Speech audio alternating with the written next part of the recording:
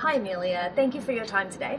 At Clear Voice, we're super excited to be working with Micro Rainbow to support LGBTI asylum seekers. So what challenges do LGBTI asylum seekers face when it comes to interpreting?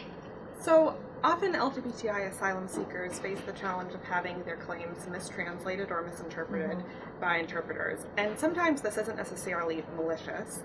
In some cultures and in some languages, the terms for LGBTI could be considered derogatory, even though it may be the only terms that someone has to describe their claim. Sometimes, though, it can be maliciously mistranslated. And so these are two of the issues that we really need to work on with interpreting for LGBTI asylum seekers. And can you give some examples? So we've had clients before who have been in serious same-sex relationships who have either felt uncomfortable disclosing them, or when they have disclosed them, have had the interpreter refer to them as friendships or things that they were not, which can affect their claim, particularly if it's based on them being LGBTI and persecuted as such. Okay. What can interpreters do to make LGBTI asylum seekers more comfortable?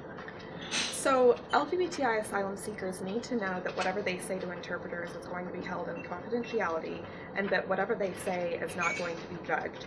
So interpreters really need to use the terminology that the asylum seekers themselves use and not change their tone of voice if they hear something that they might find a bit surprising from an LGBTI asylum seeker. A good thing to do would be, if you think that someone is uncomfortable when talking about their claim and think they could be hiding something, reiterate that you're keeping things in confidentiality and that you're not there to judge them, so that they may open up about vital parts of their claim. How does an interpreter know what terms to use when they're interpreting for LGBTI asylum seekers? So there are some resources available, including a guide that's going to be attached to this video.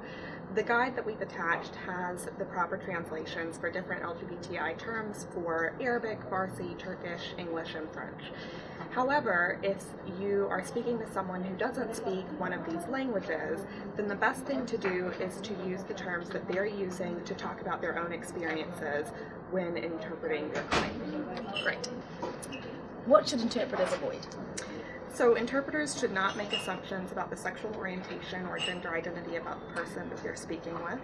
If a person self-identifies as one thing, to use that identification when discussing their claim. So it's really important to maintain a neutral tone of voice when discussing things like sexual orientation and gender identity, because many asylum seekers are going to associate these things with past persecution, and so need to be able to feel like they can discuss them to have their claim heard. Great. Excellent. Thank you very, very much for your time. It's such an important issue, and we're thrilled to be able to feature you as part of our content. Thank you. If you've got any other content suggestions that you'd like to see, please either leave a comment below or get in touch with us. Thank you.